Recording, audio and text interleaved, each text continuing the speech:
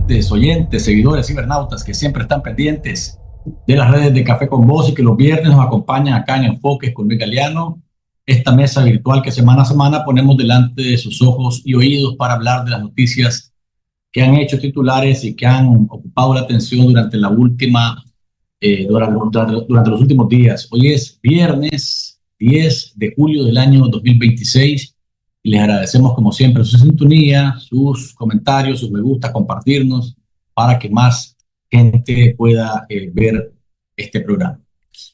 Le doy la bienvenida a colega periodista Miguel Mora Barberena, director honorario de 100% Noticias, que nuevamente está con nosotros acá en Enfoques con Luis Galeano. Miguel. Mucho gusto, muchas gracias por la invitación. Alegre de estar con vos nuevamente cada fin de semana, Luis. Qué bueno que estás acá nuevamente, Miguel. Gracias por tu espacio y por acompañarnos de manera consecutiva y sin ponerme mucho pero, como decimos, para platicar acá con nosotros en Enfoque. Juan Sebastián Chamorro, economista nicaragüense, exiliado por la dictadura. Aquí estamos con él para compartir también en esta edición de Enfoque. Juan Sebastián, bienvenido.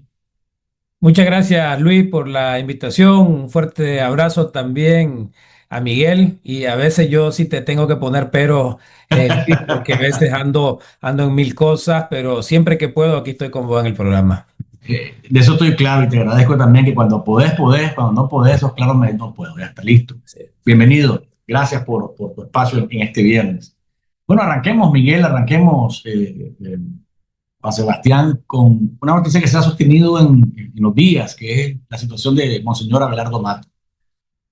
La situación de Abelardo Mata, el obispo emérito de Estelí, es preocupante porque el sábado pasado se supone que fue liberado, pongo entre comillas, liberado porque en Nicaragua quien sale de la cárcel es excarcelado pero liberado no, se mantiene bajo resguardo, bajo espionaje, mejor dicho, de los guardias sandinistas, pero a lo largo de la semana su familia, ¿verdad?, sus cercanos, la gente que habla con él o que hablaba con él a diario dice, fíjense que no hemos hablado con él, no sabemos si no está en su casa, no podemos llegar. También las propiedades de él están tomadas por la policía, la de Estelí, la de Tisma, donde está él, están policías al interno de la propiedad, según lo que conocemos, y le han estado tomando fotografías a una casa que sus papás le heredaron en Managuas.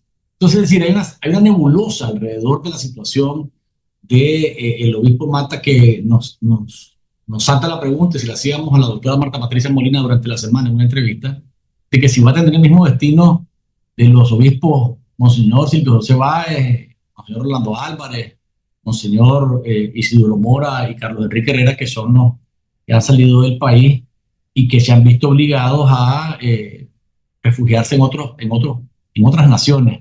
Miguel, ¿cómo miramos la situación del obispo? Porque el gran problema de esto es que la dictadura está acostumbrada a mentir y que la mentira se mantenga y que por mucho que estén diciendo los otros ahí, porque hay que decirlo, el comunicado que dice que lo liberaron sale unas horas después de que el Departamento de Estado se pronunció de manera clara solicitando la libertad inmediata del obispo. Sí, lo más probable es que pase con los demás monseñores. Tal vez por su edad lo van a querer tener casa por cárcel, como en efecto parece que lo tienen. Pero más allá, lo que no me gustó de todo esto es la reacción del cardenal Leopoldo Brenes. En medio de todo esto, ¿no? En medio de lo que está pasando y en medio de su reunión con el Papa, el cardenal viene y da clases de moralidad y de, como diría, de ser un hombre no arrogante, como confrontándose con los obispos que están en el destierro y con el obispo que está siendo perseguido, como es el obispo emérito Abelardo Mata, que todos sabemos ha sido siempre de una sola pieza, de una sola posición en su actuar político en cuanto a los sandinistas desde los 80, pues no es nada nuevo, es un enemigo que creen a los sandinistas que tienen que controlar y que tienen que poner en orden, que es muy peligroso para ellos, pese a sus 80 años.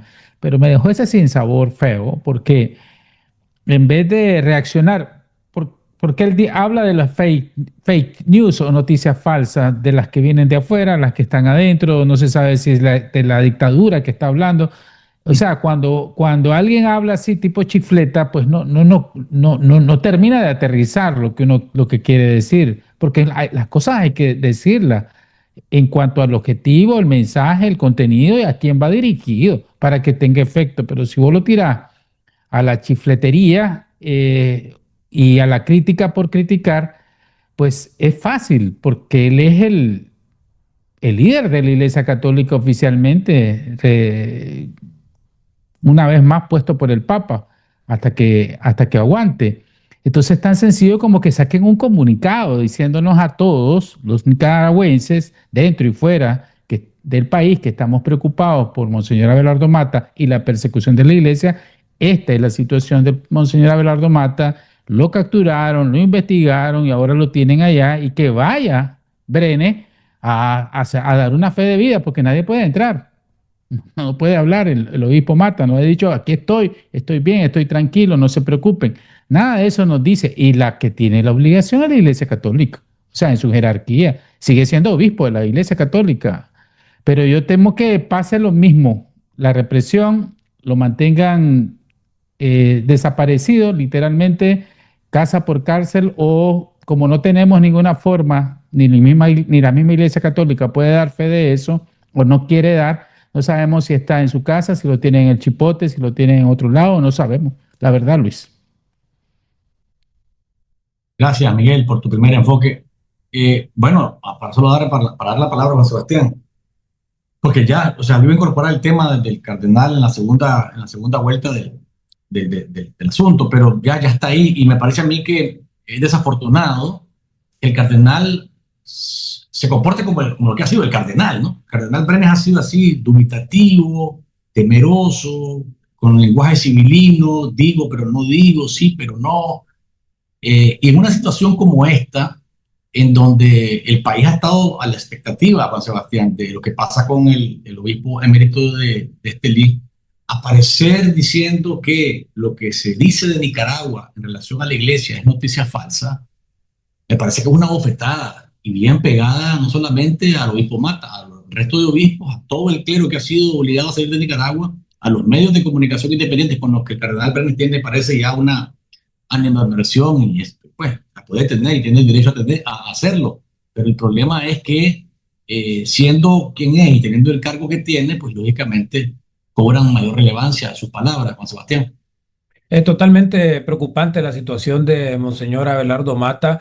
Cuando primera vez escuché la detención de Monseñor, me recordó a Monseñor Vega en los 80, ¿no? Porque de alguna manera tiene una similitud en su postura firme, y yo estaba pensando que en ese momento iban a expulsarlo del país, como hicieron bastante, de una manera bastante vergonzosa, el régimen sandinista en los 80. Yo creo que tal vez esa va a ser la opción, tomando en cuenta de que ya está el Departamento de Estado, que tenía días, por cierto, de no tener ningún tipo de expresiones, y sí lo hizo por Monseñor Abelardo Mata. Y coincido con ustedes de que la posición de, el cardenal es deplorable, es decir, corresponde al jerarca de la iglesia decir, explicarle a la población nicaragüense, y sobre todo al pueblo católico, y sobre todo al pueblo católico de Estelí, que quiere mucho a Monseñor Mata, qué está pasando con el obispo. Eh, Decidió más bien hablar sobre su encuentro con su santidad sacando algunas cosas que son interesantes, que tal vez no se han comentado. El papá le preguntó por su estado de salud y él alegremente dijo que no tenía problemas de salud, uno que otro resfrío, pero cuando ya empezás a hablar con el Papa sobre asuntos de salud, es que el tema de la salud, nosotros sabemos que el tema de la salud es la forma principal para mandar a retiros a un clérigo.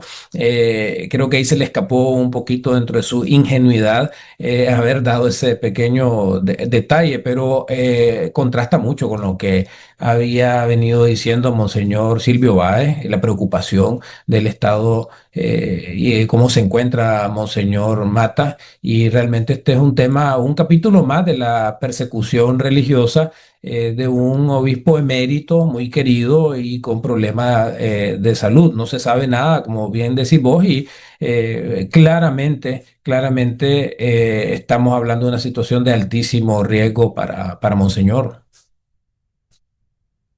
El gran problema que tenemos es que el secretismo con el que maneja la dictadura estas cosas es nocivo, porque en el caso de Monseñor Mata, se trata de un hombre de 80 años con diversos padecimientos, marcapasos en el corazón, padece de varices, padece de diabetes, debe tener una dieta, pues, por lo menos balanceada en relación a estos padecimientos.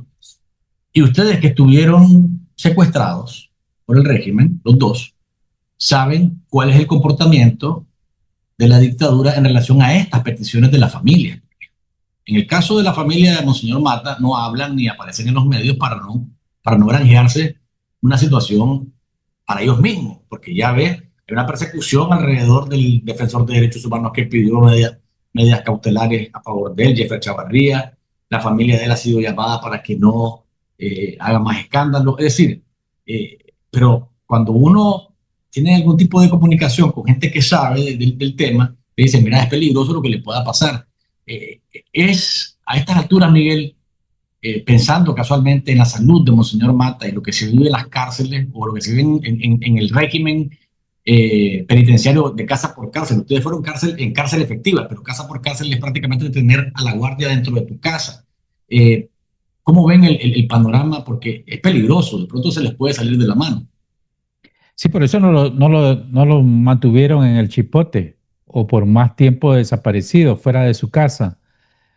Lo único que tenemos, por eso es que yo reclamo a la jerarquía de la Iglesia Católica que dé información. Si no quieren fake news, es fácil. Esto es, y tenemos que creerle lo que ellos digan, ¿verdad? Espero que no mientan, pero si ellos nos dicen, está en su casa, está siendo tratado por un médico X, está siendo atendido con sus medicamentos y está tranquilo, aunque no puede salir de su casa, porque si así es, lo tienen que decir, ¿cuál es el miedo?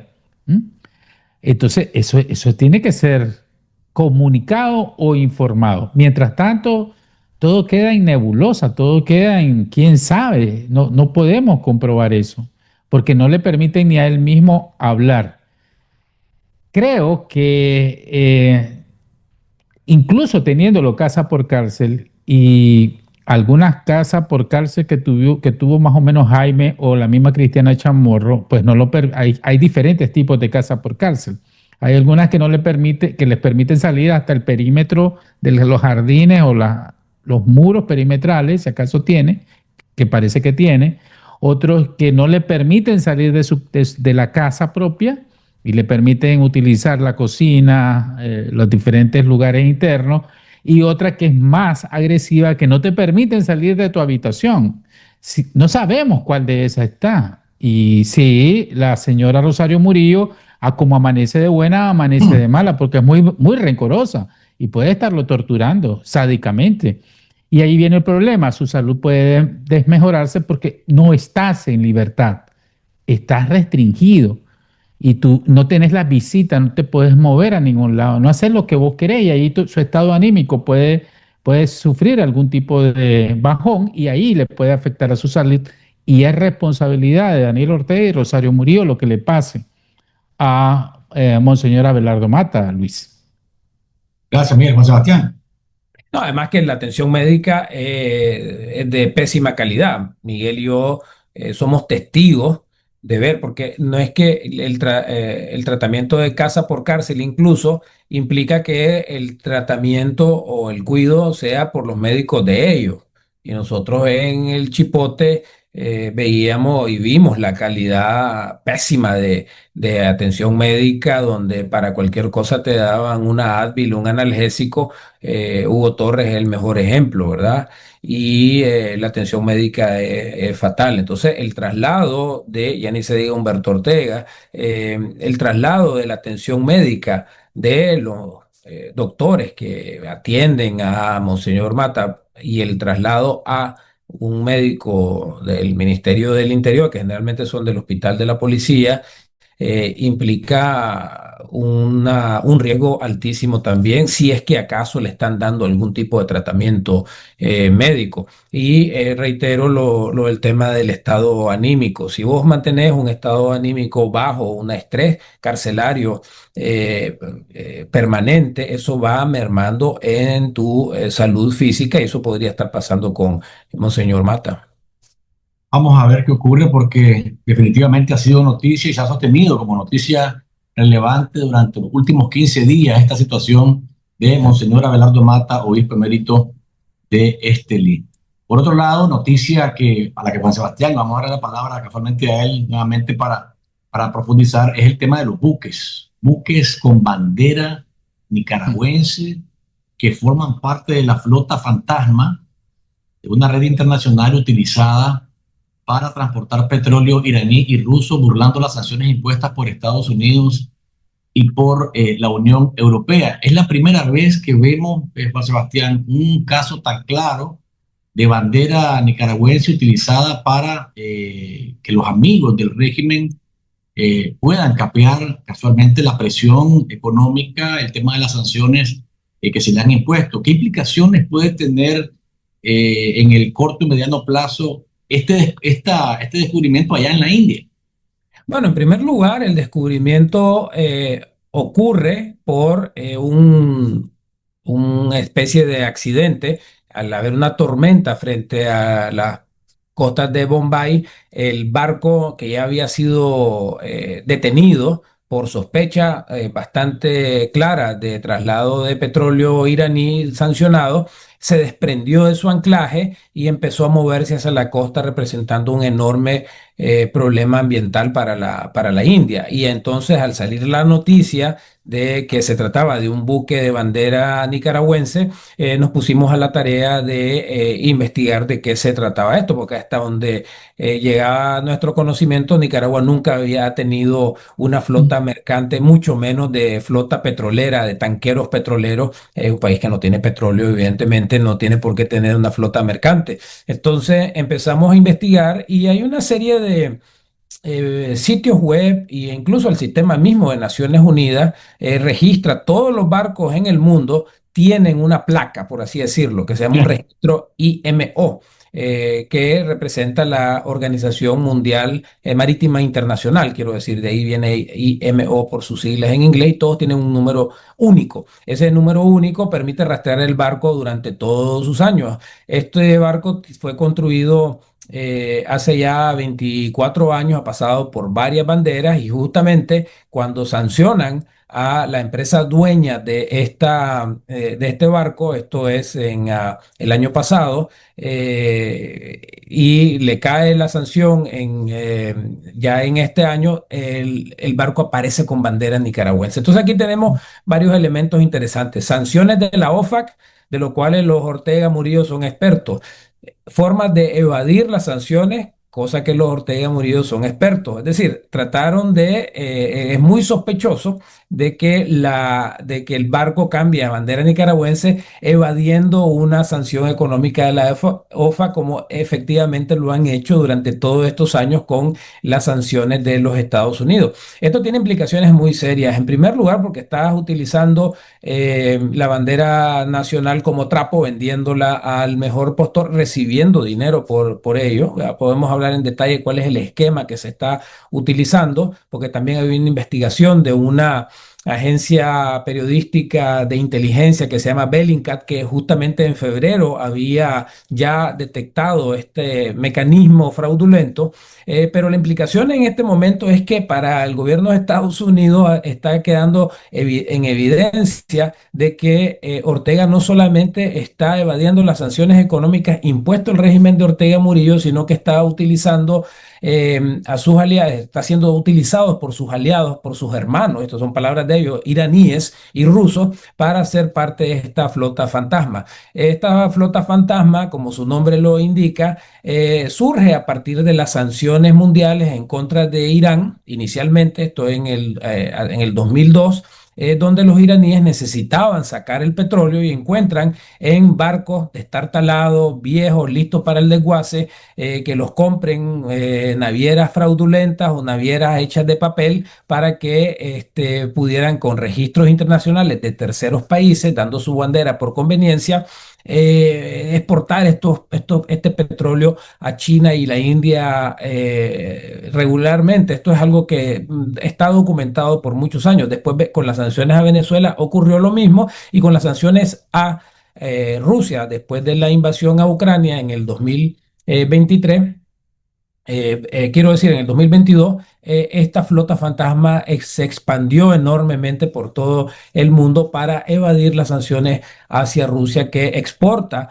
petróleo. Entonces Nicaragua, solícito, ayudando aquí a sus aliados iraníes y rusos, se apresuró a registrar no uno, sino son 5 los tanqueros petroleros que están bajo bandera nicaragüense, a través de un esquema que el sistema de Naciones Unidas todavía no reconoce. Por eso es que en algunos reportes periodísticos se habla de banderas falsas, porque el esquema es a través de una agencia, una autoridad nicaragüense que está con domicilio en un lote baldío, ahí por donde vivimos, Luis, en Miami, una dirección fantasma, con un sitio web que lo puse yo en mi publicación de X, un sitio web ahí muy profesional, etcétera, con una dirección en Brickell Avenue, en Miami. Y bueno, Brickell es una calle que todos conocemos, los que hemos ido a Miami, ¿no? Pero es 50 Brickell Avenue, esa es muy abajo en la avenida esta, donde la avenida comienza precisamente en unos predios vacíos, y dando con la dirección exacta, pues uno da al patio trasero de una casa. Un esquema totalmente fraudulento, evidentemente para que no se vea un registro formal del régimen de Nicaragua, sino a través de una agencia que muy probablemente ellos mismos montaron. Y la prueba es de que ellos no han desmentido ni han denunciado de que alguien esté usando la bandera nicaragüense. Ese es un venado, un negociazo que se está haciendo. Cada embarque de esto, dependiendo del tamaño del barco, Luis Miguel, puede andar en los centenares de millones de dólares. Entonces es mucha plata de lo que se está hablando. Alguien se está echando muchísima plata con este negocio, y todo apunta al régimen Ortega Murillo. Gracias, Juan Sebastián. Miguel, ese silencio del que habla Juan Sebastián, es decir, está la publicación, se descubre, ¿puede decir el régimen que nada tienen que ver ellos con esto? Es decir, que un tanquero que está ligado a petróleo, que, que se quiere tratar de cambiar sanciones de Rusia o de Irán, se puede decir la dictadura, fíjese que ahí mira esa publicación, pero nosotros nada tenemos que ver con eso. O sea, ¿puede desentenderse el régimen de esto? De acuerdo a lo que está diciendo el doctor en economía, Juan, no, porque es una placa, es una licencia internacional, es algo que o lo das y lo das al más alto nivel, ¿verdad? Del Estado que otorga esa concesión de bandera a un buque X. Yo creo que no hay forma, si no ya lo hubieran dicho, pero miremos cómo se comporta la dictadura. La dictadura le resbala, como decimos en buen nicaragüense, cualquier cosa. Y esto también le resbala. Y aquí viene mi pregunta, y también yo se la paso a ustedes. ¿Y a qué se atienen? Porque si ahorita Irán está en guerra al máximo nivel con Estados Unidos, incluso hubo una advertencia de inteligencia de que Irán está preparando otro atentado en contra del presidente Donald Trump. Y ahí una guerra sin cuartel, ¿ya? Definitiva. Entonces, a eso es que Nicaragua le está prestando la bandera para ayudarle a los enemigos de Estados Unidos. ¿A qué se atiene? ¿Por qué le resbala? Si nosotros lo sabemos, que somos simples mortales, ciudadanos del mundo y de Nicaragua, lo sabe Estados Unidos, lo saben las agencias que manejan este tipo de sanciones y los que manejan la persecución sobre este tipo de delitos. Y hasta donde yo sé, si no me corrige Juan o Luis, el que hace eso y trata de ser cómplice para pasar por allá, por encima del bloqueo o de la decisión norteamericana, es eh, se pone en fila para que le apliquen la misma sanción, o sea, bloqueo, o sea, una sanción. Entonces, Nicaragua, que recibe la mayor parte de su petróleo hoy por hoy, tengo entendido, de Estados Unidos, Así es. necesita ese petróleo de Texas. Estados Unidos puede perfectamente, y aquí viene mi gran interrogante, porque no lo ha hecho, ¿a qué se atiene? Porque le resbala después de ver todo eso, a no ser que sea falso, ¿verdad? Lo que lo dudo, no ha dicho, nadie lo ha desmentido. Estados Unidos puede venir y sancionar a Nicaragua y decretar un bloqueo, como el que le está haciendo a Cuba, por eso. Puede que no, por múltiples razones. No les interesa, no lo determinan como algo, wow, pues son 5 buques viejos, podemos sancionarlo, pero no nos interesa sancionarlo. ¿A qué se atienen los sandinistas? Para hacer lo que sea, para hacer cualquier cosa. Y los norteamericanos quietos, no pasa mayor cosa. No lo han visto así. Eso es mi gran interrogante. Luis, Juan. Yo creo que es interesante el planteamiento de Miguel Juan Sebastián y le agrego a esto para escucharte en relación al tema, el hecho de enviar una misión, una delegación a los funerales de Jamenei, el ayatolá, por ejemplo, y ahí el Baldrajensky, que es el espía que organiza la represión transnacional, diciendo que, pues, que están solidarios con el pueblo iraní, que rechazan las acciones de Estados Unidos contra ese pueblo. Es decir, ¿qué repercusiones puede tener, Juan Sebastián, sumándome a lo de Miguel, este asunto y por qué no lo vemos de manera tan inmediata? Porque, es decir, la dictadura actúa de una manera, como diríamos a veces, como que dice me mando solo, pues. Y aquí nadie se manda sola. ¿Qué cree? Yo siento de que después del 3 de enero y que habían estado bastante calladitos, últimamente han estado más envalentonados, ¿verdad? Y esa visita oficial al entierro de lo que quedó de Khamenei, es una muestra clara de el desafío que ellos quieren. Acordate que ellos tienen que hablarle a sus bases también, y Irán han sido hermanos, etcétera. Entonces, creo que esto es parte del envalentonamiento, que dicho sea de paso, en la reunión con las autoridades, si es que se les puede llamar así, del régimen iraní, Baldrak habló de cooperación petrolera, ¿verdad? Y de ver si Irán puede mandar este petróleo. Entonces, se están poniendo realmente bastante envalentonados porque quizás están viendo de que Estados Unidos ha bajado la ofensiva, la presión en contra de Ortega Murillo. Recordemos las declaraciones del encargado de negocios de la embajada, etcétera, de las oficinas del asuntos hemisféricos del secretario de Estado, etcétera. Y ellos siento yo que están agarrando la cierta iniciativa ofensiva.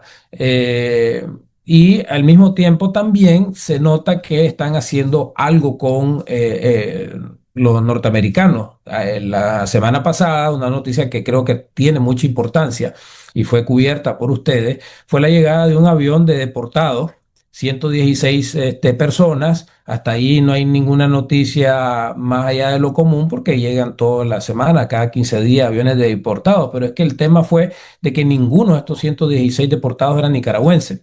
Habían africanos, habían cubanos, habían ecuatorianos, había de todas las nacionalidades, Convirtiendo a Nicaragua en un tercer país.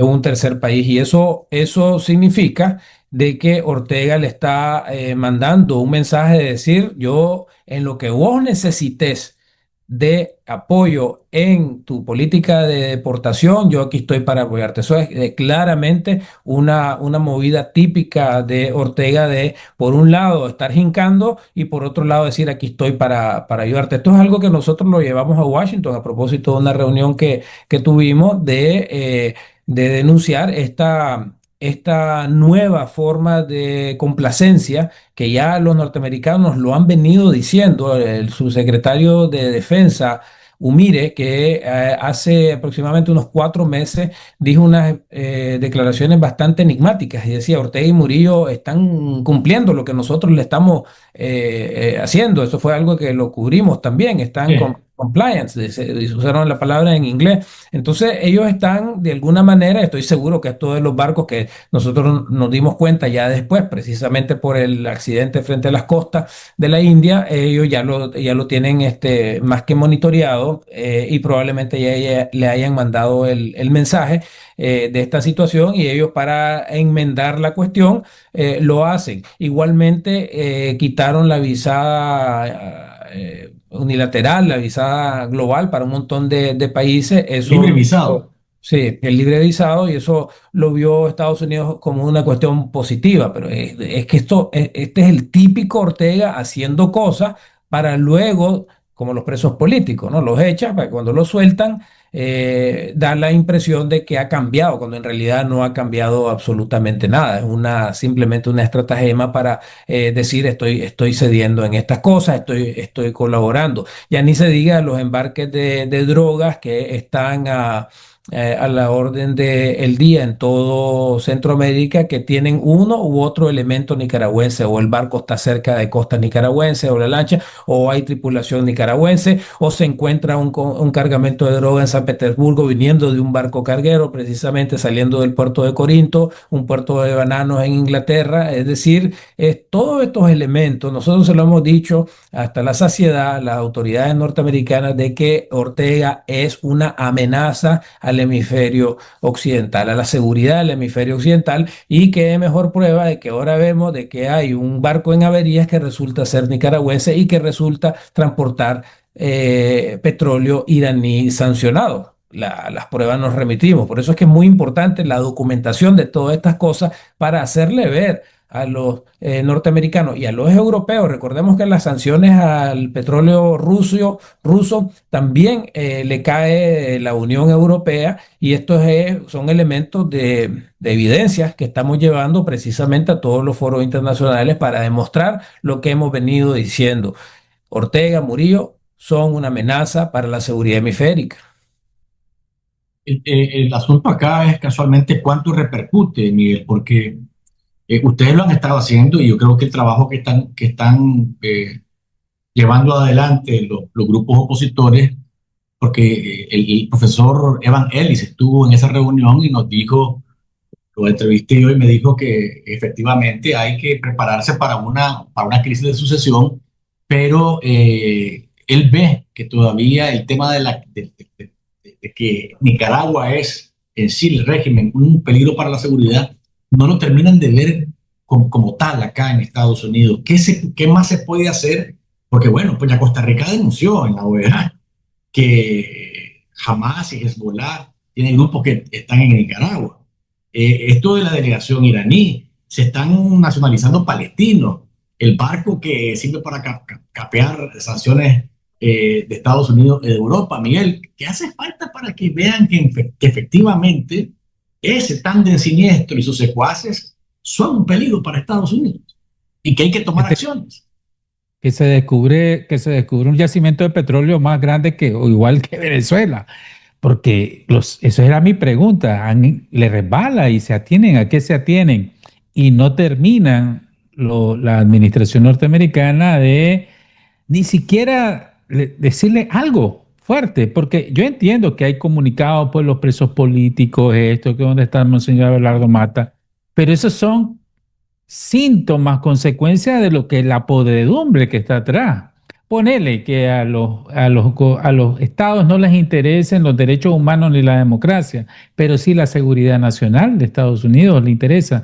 Pero no ven a Nicaragua, no ven a la dictadura como esa amenaza que nosotros le estamos diciendo todo el tiempo, que en verdad lo es. Y cada vez hoy se acercan a los chinos y le entregan 1.3 millones de hectáreas. Ahí estaban todos los chihuines en primera fila hoy, besándole las manos a todo el chinerío por los 105 años de la fundación del Partido Comunista. Les permitieron entrar tropas chinas, no sé, no dicen cuántos, no dicen cuándo, no dicen para qué, no dicen cuánto tiempo, o sea, que entren tropas chinas. Las rusas ya tienen un contrato ahí de deportación más otras bases militares. Entonces, yo no entiendo, la verdad. ¿Qué es lo que hace falta? Un imponderable, un cisne negro, porque los Ortega, por mucho que estén dando caramelos envenenados, libero a tal preso político, mando a Monseñor Abelardo Mata a su casa, que no nos consta. Les permito que recibir deportados 110, que mañana los puedo sacar por otro lado o regresarlo al mismo Estados Unidos por el control que tengo del territorio. O sea, no corresponde, ¿no? No corresponde para todo lo que están haciendo. Y están cometiendo muchos errores. Tal vez, quitando la broma del yacimiento de petróleo, que no lo podemos tener, por supuesto, yo creo que cometen uno de los errores más grandes, un error grandísimo, porque ya las pruebas están, ya la documentación está, ya los conocen, ni siquiera los tenemos que convencer. El sandinismo y Daniel Ortega ya lo conoce la República de los Estados Unidos de Norteamérica. Entonces, lo que pasa es que no le miro, o sea, ahorita el timing para ponerle atención a alguien que puede ser muy insignificante para ellos, pero ahí está lo otro, de la paradoja de esto. Si sos tan insignificante como un mosquito, no voy a ir a meterte todo mi arsenal, pero si molestas mucho te puedo hacer así. Entonces, y no me va a costar absolutamente nada, pero están jugando con mucho fuego, Luis, Juan. Sí, de hecho, las pruebas, vos decís las pruebas, o sea, a ver, y lo decía el profesor Ellis, más de 700.000 emigrantes pasaron por Nicaragua, o sea, en ese patio abierto, en esa puerta abierta, en ese, como dirían ahorita, en esa puerta en Pampa que dejaron para que todo el mundo viniera, haciendo un negociazo y generando en la guerra híbrida un serio problema para los Estados Unidos. Ahora, en relación a la llegada de estos extranjeros como tercer país, pues yo me he extrañado que hasta ahora no ha habido un comunicado oficial sobre esa situación, porque es algo grave, ¿no? Algo grave que de pronto Nicaragua decida convertirse en un aliado de los Estados Unidos sin que exista un documento como lo hacen con El Salvador, como lo hacen con otros países, donde dicen, aquí te recibo a extranjeros, porque no ha habido una nota oficial. Pero esos caramelos envenenados, y lo dice Miguel, los conocen, Juan Sebastián. O sea, eh, ¿cómo es posible que a esta altura Ortega y Murillo se las estén dando de vivos con gente que se supone son personas que no pueden tomarles el pelo fácilmente? Bueno, yo creo que para que una administración, para que alguien en general tome una acción en particular, tenés que tener dos elementos fundamentales. Uno, el interés. Decir que vos te ha llamado la atención qué es lo que está pasando. Y yo creo que eso lo hemos logrado. Y esto fue algo que lo hablamos bastante en la reunión de Washington. Estados Unidos tiene ya el interés, tiene a Nicaragua en el mapa.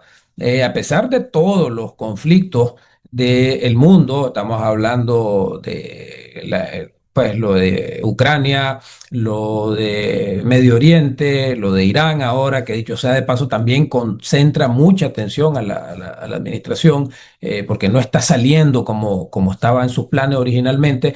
Venezuela, ya ni se diga Cuba. Nicaragua ahí está, o sea, Nicaragua fue tema central en la OEA en Panamá y esto lo dijeron también el subsecretario de Estado norteamericano Christopher Landau y lo dijo también el embajador de Estados Unidos. O sea, el interés, la atención está ahí.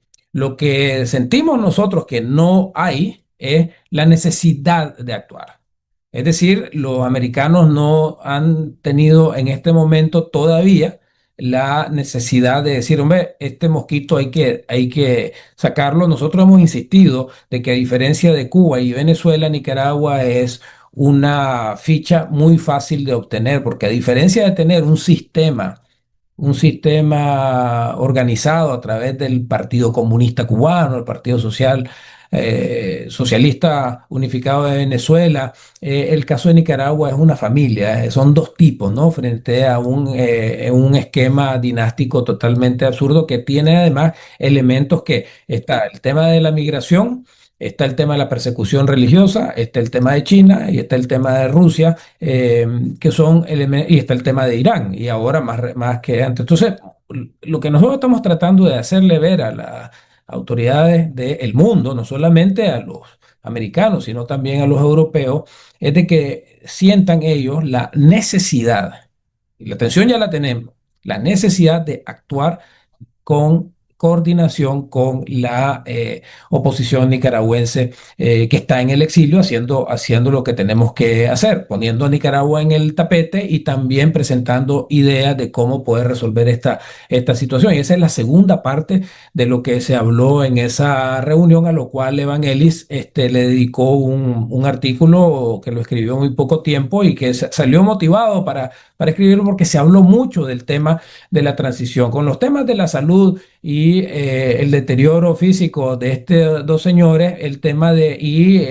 poniendo los chihuines ya en esta línea, está claro de que ellos están pensando en una transición dinástica y nosotros, por lo tanto, también tenemos que pensar en una transición hacia la democracia, y eso es precisamente mucho a lo que le dedicamos la discusión en Washington pasado, y nosotros lo que decíamos, hombre, nosotros estamos dispuestos a hacer un plan, y lo hemos estado hablando durante todos estos meses de cómo se puede hacer una transición para que se establezca la democracia en Nicaragua, pero tiene la comunidad internacional, ha tenido siempre en toda transición democrática en todas partes del mundo, Nicaragua no es la excepción, ahí estuvo Naciones Unidas, estuvo la OEA misma, jugar un papel sumamente importante en estas transiciones, y ese apoyo por detrás, ese apoyo logístico, político, diplomático, es necesario para un proceso transicional, ¿no? Entonces, lo que nosotros estamos tratando de, porque una cosa que no le hemos hablado acá en la mesa es la enorme aversión al riesgo que tienen las autoridades norteamericanas a la inestabilidad. Nosotros no podemos presentar que el caso de Nicaragua vaya a ser un elemento de desestabilización en la región centroamericana, porque entonces los americanos van a decir, prefiero no, prefiero esa dictadura que está ahí a una Libia, a un estado completamente caótico, porque les ha ido mal a los norteamericanos y con toda razón tiene esa aversión. Entonces, parte del argumento nuestro también es de que se tiene una idea general de lo que, y con temas específicos de las cosas que se deben de hacer para que la transición democrática se dé, esto para calmar un poco las preocupaciones que siempre tiene el Departamento de Estado en estas cuestiones de transiciones hacia la democracia y que son aversos al riesgo precisamente. Entonces, lo que estamos tratando, por lo tanto, es generar un mensaje de confianza en ellos, de que lo que se va a tratar de hacer, y nosotros estamos preparados como oposición, es tratar de ver cómo llegar a un proceso transicional que establezca la democracia mediante una serie de etapas y que al mismo tiempo no desestabilice la región centroamericana, y todo lo contrario, que los intereses, de nuevo, la necesidad versus la tensión, la necesidad de establecer los intereses norteamericanos, que no están centrados en derechos humanos, lamentablemente en este momento, eso es la verdad, hay que decirlo, pero sí la seguridad hemisférica. Y Ortega y es el origen de toda la conversa, enemigo de los valores de Occidente, lo está demostrando. ¿Cuántas personas fueron, cuántas delegaciones oficiales tuvieron el atrevimiento de irse a meter a Teherán al entierro de los que quedó de estos señores?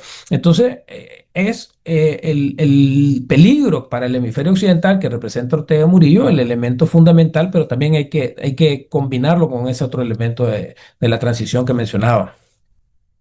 Vamos a continuar dándole seguimiento a este tema por las repercusiones que pueda tener en relación a la Abjasia y otros barcos piratas o barcos de bandera falsa que bueno, y tanto que hablan de soberanía, del respeto a la bandera, y había por dónde anda la bandera de Nicaragua en este tipo de jugadas. Vamos a hacer la pausa comercial, Juan Sebastián. Miguel, cuando volvamos, el caos que ha generado la dictadura a partir de su decisión de eliminar alrededor de 2.000 abogados de los registros oficiales de la Corte Suprema al servicio de la dictadura, en otros temas que vamos a abordar al regreso de la pausa. Amigos, quédense con nosotros porque vamos a continuar hablando acá de las noticias importantes que hemos tenido en la semana acá, tanto en Nicaragua como en el resto del mundo. Ya regresamos. Las memorias de nuestra patria se basan en nuestra música, en nuestros bailes,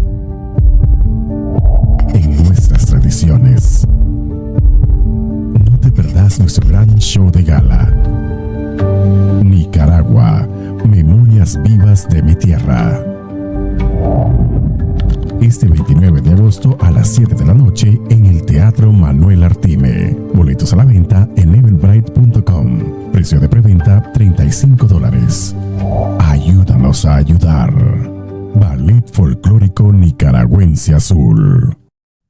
Acá estamos, amigos. Gracias por seguir con nosotros en esta edición de Enfoques de hoy, viernes 10 de julio del año 2026, conversando con mi colega periodista Miguel Mora Barberena, director honorario de 100% Noticias, y el economista Juan Sebastián Chamorro, a quien les agradecemos estos minutos de viernes por la tarde, noche, acá en Estados Unidos. A ustedes que nos están viendo en vivo, gracias por continuar con nosotros. A quienes nos ven en diferido, gracias también por su fiel sintonía. Juan Sebastián, Miguel, ha sido realmente un terremoto lo que ha ocurrido en relación a este tema de los abogados.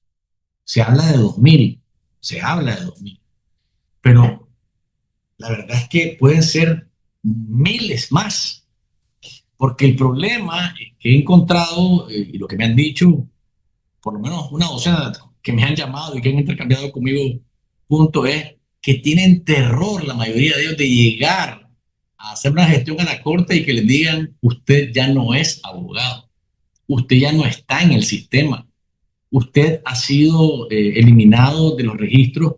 Y esto, que se trata de una decisión lógicamente arbitraria, unilateral, dictatorial, es de carácter definitivo, no admite recursos de apelación y obliga a los afectados a entregar todas sus acreditaciones y protocolos. Y no solamente son abogados opositores, gente que esté en el exilio, también ha alcanzado a ex jueces, a exfuncionarios del régimen, y esto genera una enorme incertidumbre en los abogados, en sus familias que dependían de ellos, pero también en los clientes de los abogados, porque hay clientes que dicen: bueno, y ahora todos mis procesos, ¿cómo quedan? Vos que me representabas a mí, que ya no pude representarme, yo no confío en nadie más, confío en vos. ¿Cómo hago para...? Y no va a ser retroactivo esto, porque el tema es cuando la venganza de la dictadura es a muerte, como es en este caso, no importa lo que esté enfrente, se lo pasan llevando. Miguel, ¿qué te ha parecido esto? Porque es un caos institucional, un caos jurídico, y la pregunta es: ¿qué es lo que pretenden? ¿Que todos sean sandinistas? ¿Que todos sean comandantes se queda, rojinegros? Porque el control del Poder Judicial, y eso lo sabemos todos, ha estado en manos del Frente Sandinista. Después del 90 se formaron los abogados en universidades de garaje, los que eran miembros del ejército, de la policía sandinista. Estamos claros de eso. Pero a estas alturas, ¿qué es lo que buscan realmente con algo que genera un terremoto? Yo digo un terremoto institucional, jurídico en Nicaragua, Miguel. No te escucho, creo que estás en mudo. No.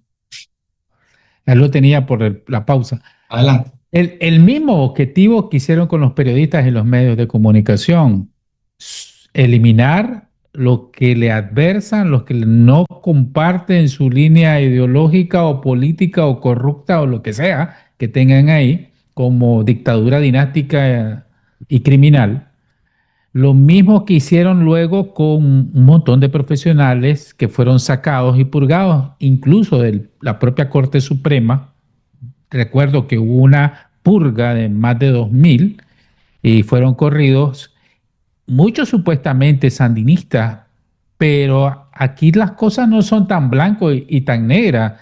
Puede haber que haya en esos 2000 que ocurrieron previamente en la Corte, después del descabezamiento de Álvaro Ramos y compañía limitada, que había muchos que no compartían el otro hecho del sandinismo, que tienen una perversión como es la dictadura dinástica Ortega Murillo, ya, es un monstruito que tienen. Entonces, muchos sandinistas no compartían eso, incluso dentro de esa misma estructura que llegó a ser cuasi partidaria en la Corte Suprema, de tal manera que la dictadura decidió eliminar el poder como lo conocíamos.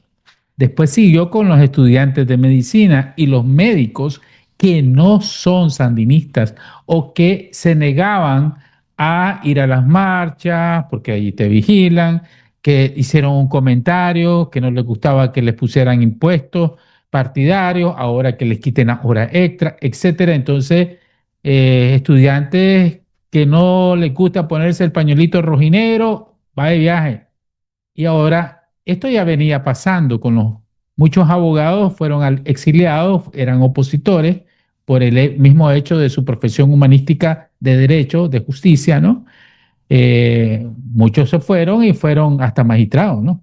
Se fueron magistrados de la corte y fueron eliminados. Pero ahora lo que veo es muchos disidentes sandinistas, muchos abogados que están siendo vigilados por la misma estructura de orejas y sapos que dicen, este abogado no está con nosotros. Este abogado o esta abogada es familiar de un expreso político o estuvo en algún momento en una marcha o dijo algo o pensó algo o creemos que pensó algo. Incluso ahorita hay muchos familiares de exiliados y desnacionalizados que tenían la profesión y que fueron, ahí están en esa lista, ¿no? Un caso es la mamá de Nairobi, por ejemplo, y otros, y un montón. Entonces hay una lógica del poder dictatorial, el que no esté, no solo con los sandinistas, que no esté con la sucesión dinástica Ortega Murillo, va de viaje. O sea, vos no puedes ser ni periodista, ni médico, ni abogado, ni nada si no sos sandinista en Nicaragua. El caso de nosotros es que no necesitamos licencia, ¿verdad? Para ejercer nuestra profesión. La podemos hacer desde aquí o donde estás vos. El caso de los abogados es espantoso porque de eso viven, de hacer escritura, no necesariamente en el aspecto político, sino penal, civil. Entonces ahí le estás quitando, estás mandando al desempleo a miles de jefes de familia.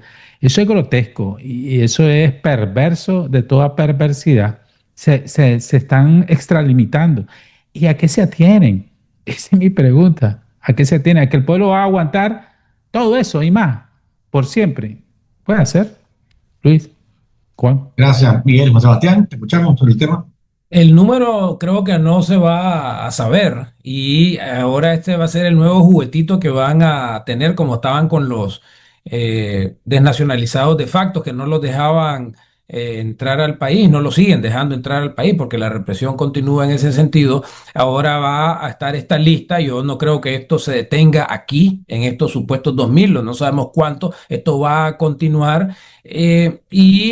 Aparte de lo que ya han dicho ustedes, quiero hacer hincapié en el caso de los abogados que hasta el día de ayer, antes de su eliminación, de su desaparición civil, por así decirlo, todavía estaban con el régimen. Yo creo que esto es una oportunidad para decirle a a los que todavía están ahí y que hemos visto cómo atendieron cómo mal atendieron a a las enfermeras y enfermeros, a los médicos, a los maestros, cómo han ido corriendo a todos los que no son 100 o que se dicen 100% leales y ahora le tocó a los abogados. Es decir, ¿hasta cuándo, hasta dónde va a llegar esta vorágine, esta locura de represión absolutista, de tratar de eliminar a todo el mundo. Entonces, para mí el elemento fundamental y el error fundamental que están cometiendo en este sentido,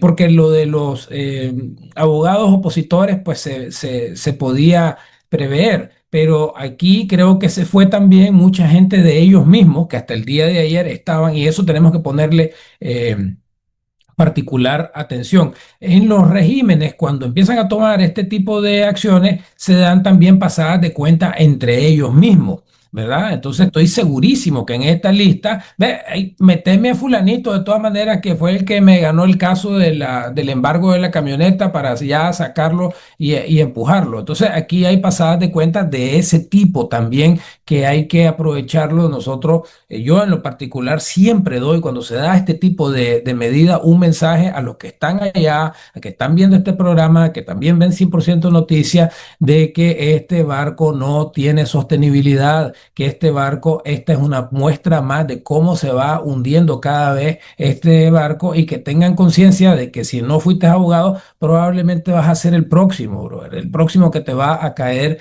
la teja por un régimen que lo único que pide es lealtad absoluta a la familia, y eso es algo que hay que tener muy presente entre todos los profesionales, ya ni siquiera del sector público, que era quien decíamos generalmente el mensaje, sino también al caso de los abogados. Y como economista, debo de también mencionar, y creo que Luis lo mencionó, el tema de los clientes. Es decir, el impacto económico que esto tiene, pues estoy seguro que muchos aquí se fueron litigantes, aquí se fueron penales, aquí se fueron también abogados corporativos que eran apoderados de empresas, que de repente van a tener que llegar a donde sus clientes y decirle: mira, no te puedo representar, fui eliminado de la corte, de los registros de abogados del Estado, y el impacto económico que esto tiene, porque, digamos, como esto es una purga a todo tipo de abogados que de alguna manera no hayan mostrado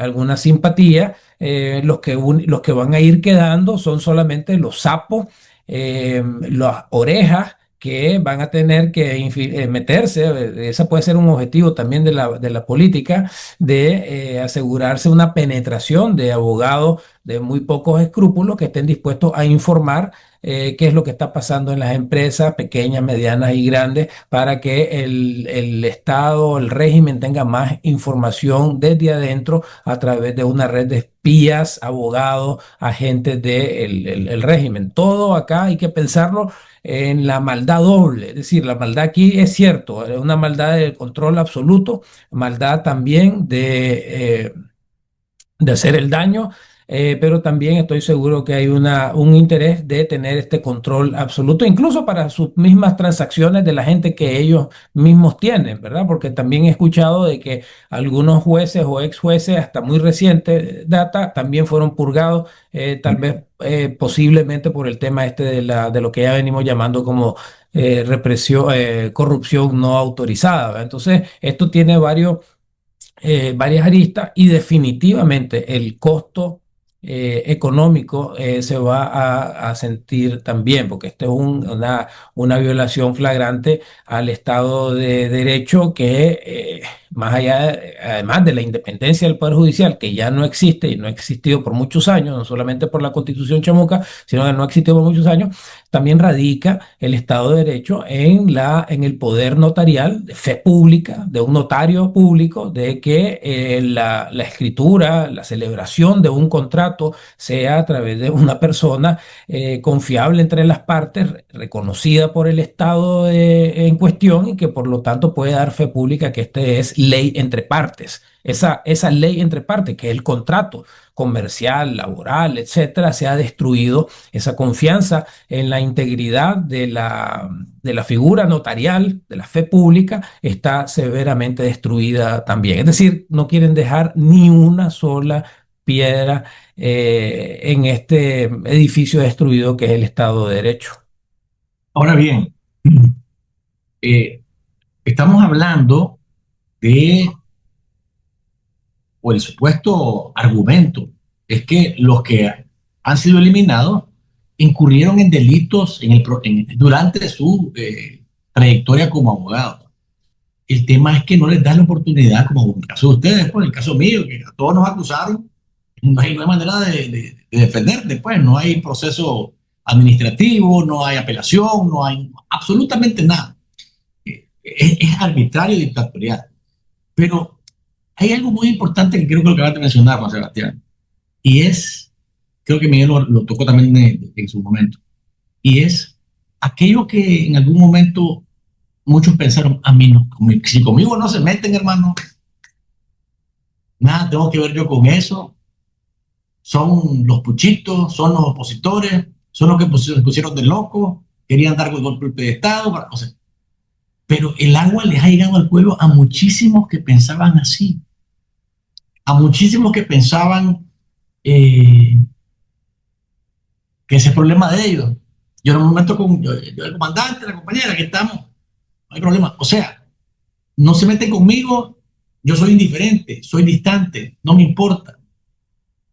Ahora ya no están tan distantes porque están sintiendo en carne propia que no son inmunes a ese efecto de la dictadura, a ese efecto de destrucción externa e interna, externa fuera del régimen, de la mafia, e interna dentro de la mafia.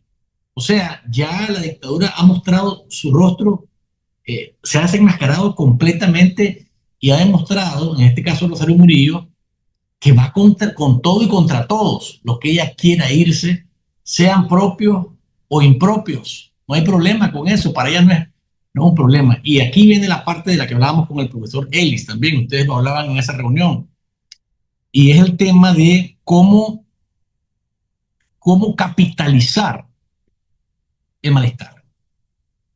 Capitalizar el malestar de quien se acaba de dar cuenta, le acaban de dar un garrotazo en la cabeza, porque eso puede ocupar el término y la imagen más gráfica, un garrotazo en la cabeza, y acaba de caer en la realidad. A mí también me alcanzó esto. A mí también, voy a decirlo, me perdonan ustedes, mis amigos, a mí también me jodieron ya. Ya, aquello ya, yo pensaba que era con aquello, pero se fueron conmigo también, y se fueron con mi familia, y se fueron con fulano y perencejo, que jamás pensamos que nos iba a pasar esto. Miguel, ¿cómo capitalizamos esto desde la perspectiva de empujar a que ellos, dentro de Nicaragua, se conviertan en una fuerza, una correa de transmisión para que con los opositores nicaragüenses, con la oposición en el extranjero, haya una sinergia y comencemos a ver resultados de esa descomposición de la dictadura y que termine lo más pronto posible? Yo no miraría en el sentido de cómo capitalizamos nosotros, o sea, un grupo de activismo, periodismo en el exilio. Es literalmente imposible que podamos accionar de forma efectiva en cuanto a lo que está pasando en Nicaragua y qué es lo que vayan a hacer y cómo reaccionarán, por ejemplo, los centenares de miles de trabajadores del Estado que están siendo apabullados, obligados, humillados, les meten impuestos partidarios, les quitan horas extras, los corren ahora, les quitan su carrera. Mientras no estemos en Nicaragua, nosotros no podemos decir, vamos a capitalizar, tenemos el poder. No, lo tenemos y tenemos que aterrizar. La verdadera decisión la tiene el pueblo nicaragüense. Ese que vos decís que ahora sí, hey, ahora sí me tocó bailar con la fea, ¿no? O sea, no es solo, a ver, ¿cuántos podemos ser los exiliados y desnacionalizados?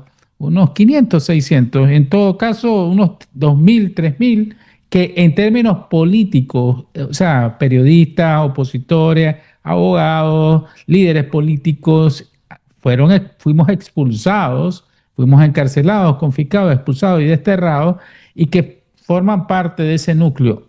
Estamos en el exilio y eso hay que determinarlo.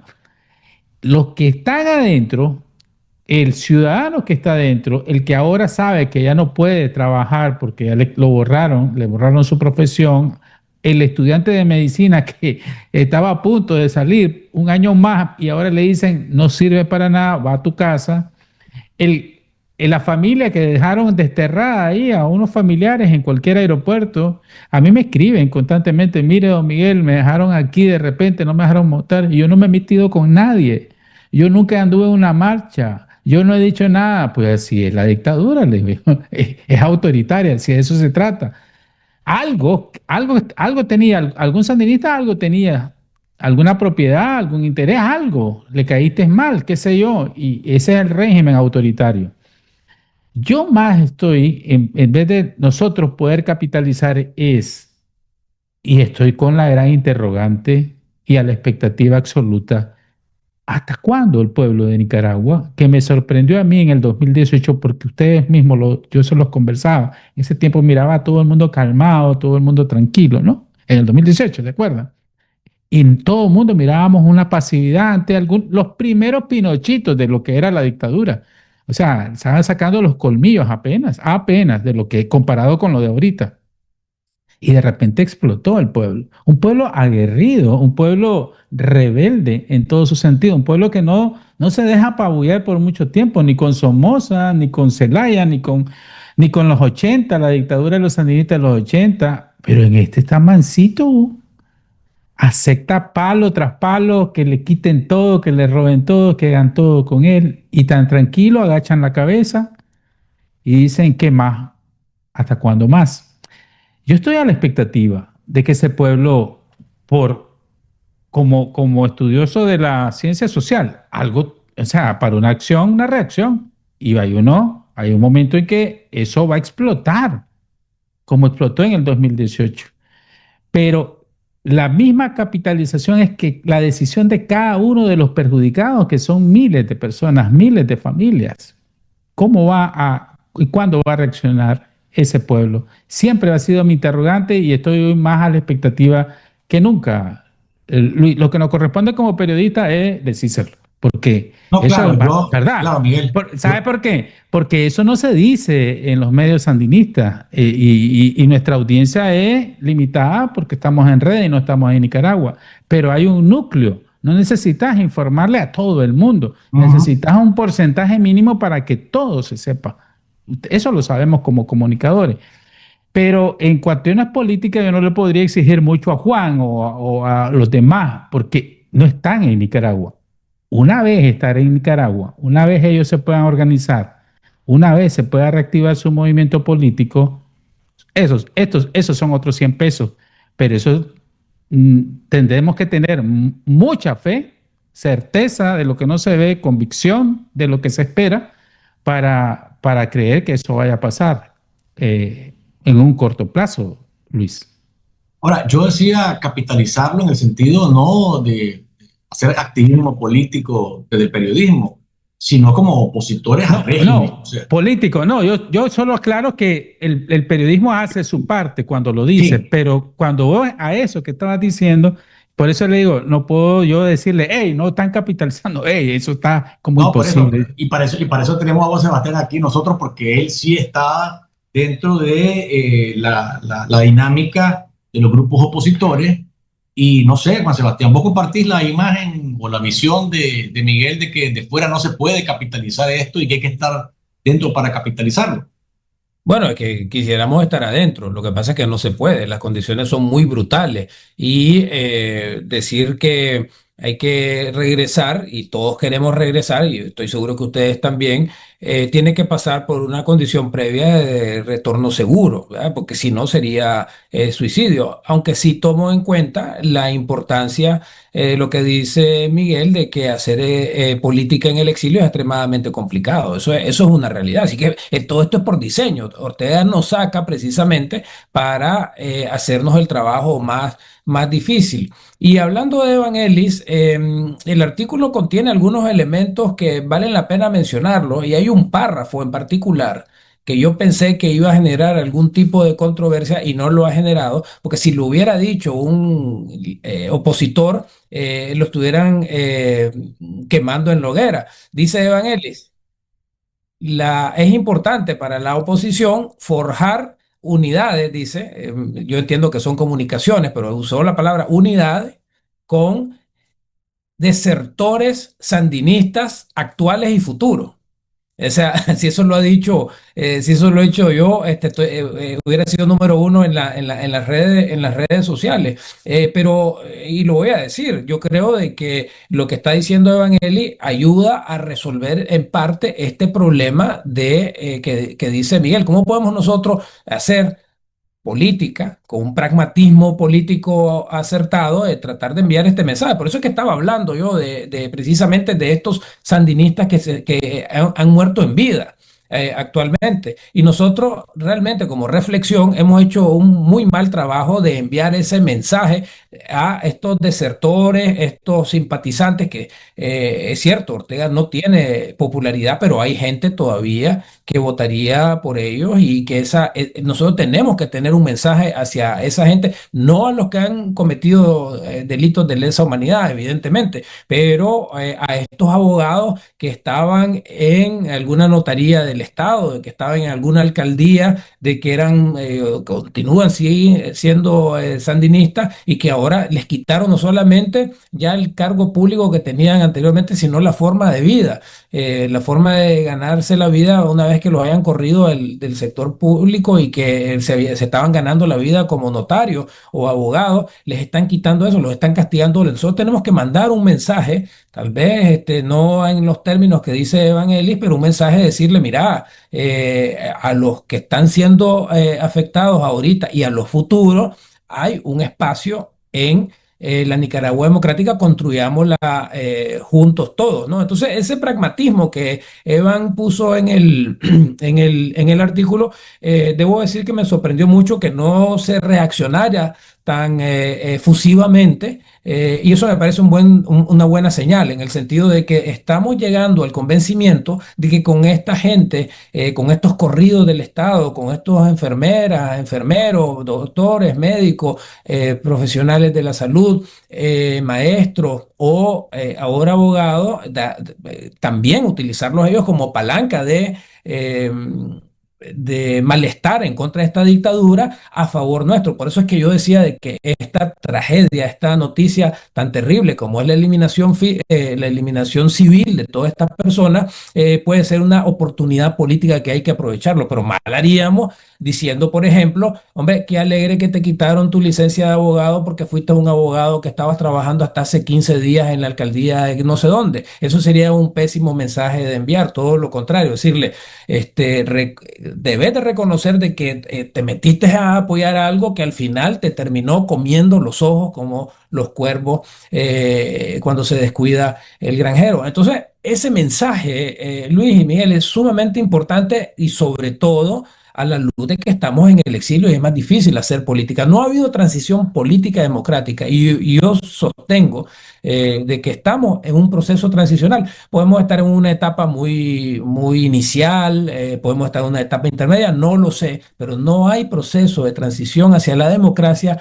donde parte que no han cometido delitos, partes que ven que la sostenibilidad del sistema político ha caído ya en desgracia, empiezan a comunicarse entre sí para tratar de encontrar una solución a este problema. Eso hasta el día de hoy no ha ocurrido. Nosotros hemos visto cómo a cualquier desertor nos enfocamos más en atacar el historial, que es atacable y es criticable, pero hacemos a veces poco mérito del hecho de habérsele volteado, porque creo que esa es parte del proceso transicional. Tenemos que aprender a entender de que más y más gente van a empezar a saltar del barco toda vez que nosotros les digamos salten, y hay vida después de abandonar ese barco podrido, llenado de ratas, y que ustedes pueden salvarse todavía en una Nicaragua de futuro, pues.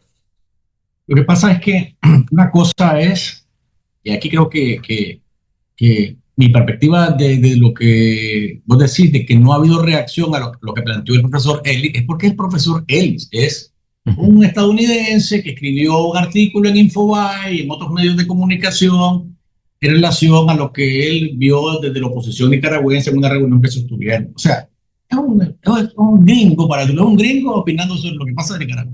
Si lo dijera Miguel, lo decimos o lo digo yo, lógicamente que las pedradas son ahí, inmediatamente agarran el clip del programa y lo comienzan a repartir por todos lados los que son enemigos, los opositores de los opositores, y bueno, pues hacen fiesta. Pero creo que hay que hacer un paréntesis importante. Una cosa es decirle a las personas que se ven afectadas ahora, hasta ahora, y eso creo que también es una cosa bien a destacar, porque hasta que te dan el garrotazo hay que reaccionar también, ¿no? O sea, eso es como, también estás viendo lo evidente y no quieres entenderlo. Te dan el garrotazo, ahora sí, ahora yo soy también de los que está oponiéndose al régimen. Pero a esas personas que, bueno, pues les ha tocado en este momento sentir ese garrotazo, hay que tratar de capitalizar eso, diría yo, ese malestar. Lo que hay que tener cuidado, Miguel, Juan Sebastián, es en el que en medio de ese río vienen personas también que quieren meterse y blanquearse limpiarse, una especie como de dry clean. Aquí vengo y me voy a meter y entonces aquí me voy colando y ya estoy aquí, ya también lo soy. Y son personas que a lo mejor firmaron sentencias, que se prestaron a todo un juego malvado, perverso, para que ustedes sufrieran en la cárcel, o que decían, está bueno que les pase a estos jodidos porque querían fregar al país. Es decir, hay que tener cuidado con esto de blanquear a gente que va a querer colarse en una situación en la cual es interesante, es necesario y es oportuno agarrar a los que están con malestar, jalarlos y decirles, bueno, mira, aquí estamos y hay que estar listos para empujar y que se vayan. Pero hay que tener cuidado, Miguel, con esto, creo yo, ¿no? Comenzás a ver y a hacer juicios, y allí los juicios vienen de juicios y juicios. Es bien difícil. Pero hay cosas que son evidentes. O sea, sí. Hay cosas que son evidentes. Por ejemplo, yo te voy a poner un ejemplo y va a ser crudo y es irreal, pero puede pasar, ¿no? Mañana se le voltea a Avilés y 3 generales y desertan o le hacen algo y vos vas a aceptarlos a ellos para que hagas ese vaso comunicante que están hablando y capitalizar. Yo diría que sí. Y qué más criminales pueden ser, igual policías y así magistrados, etcétera. Entonces, es cuestión de política, y lo que te plantea Eli es una política pragmática, que no creas que no hubo crítica, ahí unos salvajes le están diciendo que es un gran apañador de sandinistas, tanto de antes, durante, en el exilio, ahí anda, es que ni los gringos se salvan. Yo entiendo la política, yo entiendo, aquí he aprendido Juan de saber más que yo, pero yo con estos 3 años que estar aquí, y particularmente en Washington, entiendo la pragmaticidad, y con este gobierno de Trump, más, cuanti más, diría mi abuelita, que en paz descanse. Pero parto de que lo que tiene que hacer y la transición real, además de todo ese caldo de cultivo de los mismos errores sandinistas, no sé por qué los están cometiendo y cuál es la paranoia, ¿no? ¿Qué es lo que saben ellos que nosotros no sabemos? Pero cuando haya en cualquier guerra, y hay que verlo así, la política como una extensión de la guerra, pero en política, ¿verdad? No estoy hablando, tenés que invadir el territorio. Y ese político, esa cabeza política que está afuera, que hay muy buenas, y adentro, tiene que entrar una invasión. Y una invasión no es de mucha gente, es de un grupo. Pero para poder hacer esa invasión necesitas artillería, necesitas avituallamiento, necesitas un montón, un plan completo.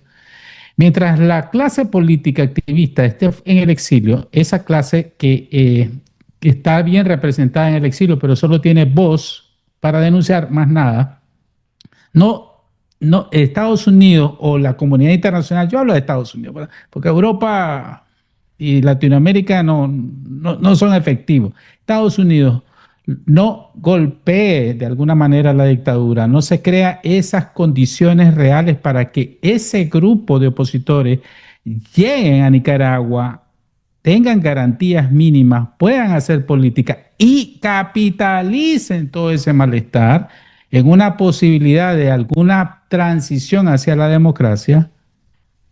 No lo miro. Pero cuando se dé, si se da, ahí sí va a comenzar la capitalización, porque se necesita el liderazgo, y el liderazgo también ha sumado a lo que dice Juan. Yo nunca he visto una transición que haya sido liderada o hecha por exiliados. Tiene que estar alguien, tiene que estar un grupo. Y no son muchos, no tienen que ser todos. Tiene que ser un primer grupo representativo. Y la única garantía, miren el caso de María Corina, por ejemplo, en Venezuela, entra, no entra, sí, dice Trump, no, yo no he dicho. En el momento que María Corina entre y el grupo de opositores, ahí cambia todo. Pero todavía no conviene por múltiples razones políticas, discutibles. Pero en Nicaragua también es lo mismo. En el momento en que nosotros logremos convencer a la administración norteamericana de que presione a esa dictadura, que se ha pasado todas las rayas, líneas rojas, está vulgareando prácticamente a la administración norteamericana, y permita crear condiciones para que un grupo de oposición política entre y se reactive con los que están adentro para hacer una opción, ahí se capitalizará con mucha fuerza. Pero espero que ese tiempo llegue y ese día llegue lo más pronto posible. Juan Luis. Rapidito, Juan, solamente para que quede el mensaje también dicho. Esto de las conexiones, exilio Nicaragua, los grupos opositores, a quienes nos están escuchando en Nicaragua, hay conexión real, hay un intercambio real que le genere a la población esperanza de que en el territorio nicaragüense se está organizando de manera silenciosa la oposición, está trabajando de manera clandestina, pero sí activa en el sentido de no dejar de informar al mundo, por ejemplo, lo que está pasando, de tener contactos importantes que ayuden a articular acciones de mediano y largo plazo en el sentido de la transición de las que tanto se habla y las que tanto se espera.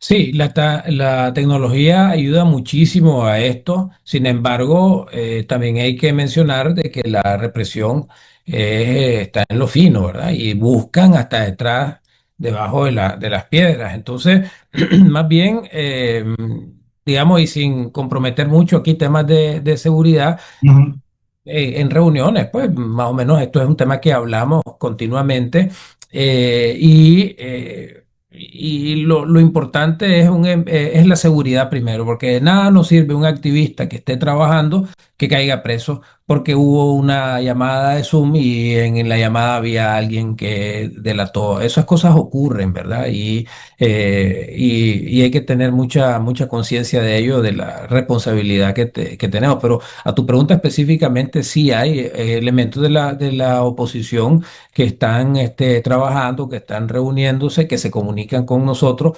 manteniendo los niveles de seguridad apropiados. Además que si vos ves ¿qué pasó con el Día de las Madres? Más de 450.000 personas en Managua marchando. No, no todas esas personas están en el exilio. Ahí están una gran cantidad de ellos, y así en todo el país. Nicaragua es opositora, Nicaragua es antisandinista, anti-Ortega. Están perdiendo cada vez más gente. Esta medida de la que estamos hablando, de los abogados, le está generando más impopularidad, y eso son cosas que tenemos que aprovechar como oportunidades. Y eso, por eso es que la dictadura nos tiene afuera, y eso lo quiero reiterar. Es decir, el trabajo político desde afuera es muchísimo más difícil que estando en el país, pero por eso es de que en los procesos de transición es cierto de que no se ha conducido desde afuera, pero la transición española, la chilena,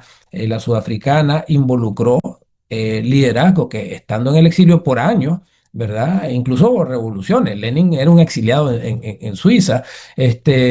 Procesos de transición política, los exiliados jugamos un papel fundamental por la razón muy sencilla de que, si bien es cierto, estamos en condición de exilio, tenemos libertad de expresión y tenemos libertad de movilización a donde querramos ir para denunciar el régimen, cosa que hemos estado haciendo desde que salimos de la cárcel. Entonces, el exilio también tiene algunas herramientas que te permite que más gente sepa de lo que está pasando en la dictadura, con la dictadura de Nicaragua, y por eso es que nos están persiguiendo, y por eso es que mataron a Roberto Sancán, por la información que tenía en el exilio. Entonces, es una combinación, ¿verdad? Y sí, sí, aquí se darían condiciones, y es por lo que hay que luchar, condiciones de retorno seguro. Un paso inmediato a eso es la reorganización de una oposición ya en Nicaragua, demandando elecciones libres y transparentes a la brevedad posible. Pero en este momento, lamentablemente, no estamos en ello, pero eso no implica de que estemos ya hablando sobre las condiciones que hay que provocar para que eso sea. Y por eso es tan importante la comunidad internacional también, porque la comunidad internacional en un escenario, nosotros tenemos un problema que no tiene María Corina, y es que a nosotros, Miguel, nos echaron presos antes de las elecciones primarias, ¿verdad? Y entonces, María Corina fue capaz de ganarla abrumadoramente, y ese voto le da legitimidad, incluso para los demás miembros y colegas de la oposición, que no necesariamente están tan unidos como se pinta. Hay diferencias. Hay oposición dentro de Venezuela que no quiere que entre María Corina, precisamente para barrer más hacia su casa, ¿verdad? Hacia su lado. Pero ese elemento de elección primaria o de elección, como la de Edmundo González Urrutia, no la tuvimos nunca nosotros. Entonces nosotros somos unos políticos que, como decía bien Miguel, y no es peyorativo, es que en la realidad lo que tenemos es una voz y andar ahí denunciando, pero un proceso primario que Ortega lo vio y vio que estábamos en serio en esto, nos echó preso precisamente por eso. Entonces, por eso es que es bien importante el tema de la comunidad internacional, que de alguna manera reconozca que existe un liderazgo opositor dentro y fuera del país, para que conduzca a un proceso que lleve efectivamente a unas elecciones cuando las condiciones se den. Ok, para cerrar el programa y rapidito, hablando de la comunidad internacional, me ha llamado la atención de manera particular la decisión o mejor dicho, la ratificación de Abelardo del Espriella, a través de su canciller, Omar Bula Escobar, de no tener relaciones diplomáticas con regímenes dictatoriales, como es el caso de Nicaragua, como es el caso de Cuba. No sé Venezuela cómo van a tratarlo en este caso, pero bueno, ha hablado de Nicaragua y de Cuba. Me parece a mí que es una señal importante, porque sería el primer Estado democrático que dice: yo no voy a legitimar a un régimen como ese. Porque eso es lo que ha faltado, me parece, desde la OEA. La OEA es un foro interesante en el que, bueno, las resoluciones son importantes, hay que empujar las resoluciones, pero el tratamiento bilateral de los estados que forman parte de la OEA, me parece a mí que este podría ser algo, me parece a mí que podría ser algo que despunte, algo que le sirva incluso a los opositores nicaragüenses para empujar y decir: miren, esto que hizo Colombia, lo pueden hacer ustedes también, para que el aislamiento que vive la dictadura desde la perspectiva democrática se convierta en acciones que le signifiquen costos reales a su actuar totalitario. Miguel, rápidamente, ¿qué crees que vaya a pasar? ¿Crees que lo de Colombia puede replicarse? Porque hay estados que dicen: no, miremos a Fura, pues a Fura ahí a la orilla en el norte, ay, me felicitaron de primero, yo quiero lo mejor para ellos. La señorita Laura en Costa Rica, bueno, su canciller actuó de manera distinta ante la OEA, pero ella quiere tener una relación al estilo de Rodrigo Chávez con Ortega. Pero ¿cómo ven el tema de Colombia de cara al futuro con otros estados que se puedan sumar en esa línea? No lo miro muy probable. Es una buena señal, pero creo que va a ser una de las pocas. ¿Por qué? Porque Colombia tiene muy poco que perder. Cuando vos decís Honduras, cuando vos decís Costa Rica, ahí tienen mucho que perder, y sus intereses, aunque sí los tiene Colombia con Nicaragua, son mínimos. Pero también el tipo de gobierno, claro que el tipo de político que es de la Espriella es diferente al que está en Costa Rica, y ya no digamos con ese señor Azura que es deprimente, pues, ese tipo de presidente. No creo, porque los intereses pesan, incluso el interés norteamericano sobre Nicaragua. No sos mi amenaza y necesito tenerte estable, no me voy a meter ahorita, no te voy a hacer hasta que lo haga, ¿verdad? Que no se descarta, pero hasta que lo haga. Y ese es Estados Unidos, que tiene mucho poder para ejercerlo, para presionar. No es cuestión de información o de convencimiento, es cuestión de intereses. Los países tienen intereses, Y Colombia sí tiene un interés político, pero si Colombia estuviera pegadito a Nicaragua, yo creo que no lo haría. Así de sencillo. O tuviera un problema migratorio o de control de amenaza de desestabilización. Si se desestabiliza Nicaragua, pues a Colombia le vale. Pero a Estados Unidos no, a Honduras no, a El Salvador no, a Costa Rica no. Entonces, yo lo miro muy buena, es consecuente, comparto lo que está haciendo, es de principio, pero ellos tienen muy bajas consecuencias de acuerdo al accionar político que están haciendo. Ok. Que lo podrían hacer otro, yo lo dudo. Gracias, Que Miguel. lo quisieran hacer. Gracias, Juan Sebastián. Yo creo de que la declaratoria del futuro canciller está motivado también por las declaraciones que nosotros impulsamos mucho en la OEA de la ilegitimidad de Ortega y de Murillo. Recordemos una cosa muy importante, y vos lo acabas de decir, Luis, la de la argumentación que utiliza el canciller de Abelardo de la Espriella es que este es un régimen ilegítimo. Entonces, nosotros hemos sostenido de que la ilegitimidad ya está declarada por la OEA en su resolución del 2021, donde declara ilegítima las elecciones por las cuales caímos presos, por cierto, y que por lo tanto ilegítima es el origen y legítimas son las consecuencias. Y entonces ese fue un discurso que nosotros lo llevamos a los pasillos de la Asamblea General. Con los colombianos no nos reunimos, no te voy a mentir en eso, ¿verdad? No, pero ese mensaje se escuchó. Ahora, yo coincido con Miguel de que no vamos a esperar que más gobiernos lo hagan por sus intereses y tal vez porque tal vez no es tan deseable en algunos casos. Me preguntaba un embajador en la OEA cómo veía yo la ruptura de relaciones. Este no es Colombia, este es otro gobierno. Y yo le dije una cosa muy clara. Bueno, en primer lugar, el gobierno es ilegítimo. Con que ustedes digan que es ilegítimo, yo me voy por satisfecho. Cerrar la embajada puede tener unas consecuencias de otra índole que tal vez no convienen. Y le voy a dar un ejemplo. La razón por la cual estoy hablando yo con usted, le digo al embajador, que soy un hombre libre en este momento, es porque el canciller, en algún momento, el Petit Pois agarró el teléfono y llamó a un embajador, a Kevin Sullivan, y le dijo, llévate a estos presos. Entonces, si el mantenimiento de una embajada va a significar la liberación de un preso político, vale la pena no cerrarla, porque eso significa la tranquilidad para la familia, la liberación de presos políticos. Entonces, hay que verlo de nuevo. Pragmatismo político. No tiene mucho que perder, creo que está San Andrés de por medio también, sí somos limítrofe con ellos por la vía del mar, pero a De la Espriella le salió un poco más barato la declaratoria. Pero en todo caso, el argumento que sostiene es de que Ortega y Murillo son ilegítimos, como efectivamente son ilegítimos, y eso para nosotros es más importante. Digamos, estaba leyendo justamente que la España de Franco tuvo embajada en Cuba durante todo el tiempo de Franco, precisamente porque había una gran cantidad de gallegos que Franco y Castro eran gallegos.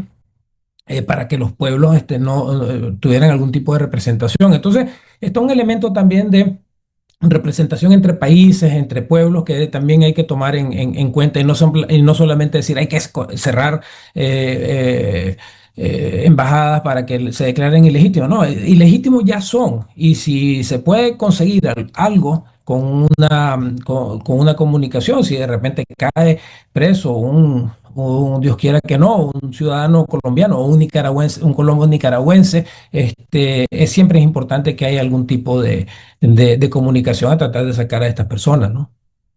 Yo creería que también es importante aprovechar el momentum, ¿no? La ola porque la democracia está en América Latina. Los países que han recuperado la democracia, que estaban antes en manos del socialismo del siglo XXI, del castrochavismo, ahora está en manos de gobernantes democráticos que tienen sus dificultades, que tienen sus situaciones, pero que son por sí ante sí, como miembros de la OEA y firmantes de la Carta de la OEA, defensores de la democracia. Y por tanto, es el momento de empujar en que la ilegitimidad se traduzca también en acciones concretas en contra del régimen de Ortega y de Murillo. Vamos a estar al pendiente de lo que ocurre. Hemos terminado el programa, Miguel, Juan Sebastián, les agradezco a los dos que nos hayan acompañado, realmente interesante siempre intercambiar con ustedes puntos y les dejo entonces a cada uno un espacio para que se despidan de la audiencia que también les agradece haber estado con nosotros. Miguel.